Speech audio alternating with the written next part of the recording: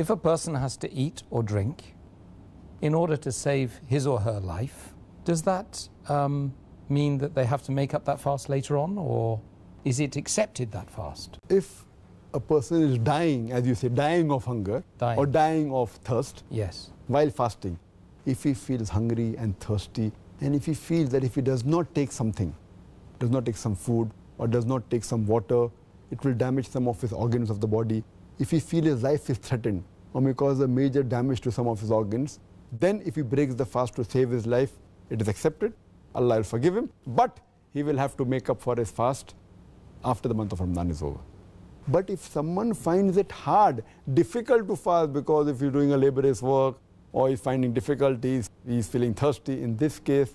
breaking the fast is a sin. But if he's really dying of hunger, and then if he breaks, Allah will forgive him, but he'll have to make up for the fast later on.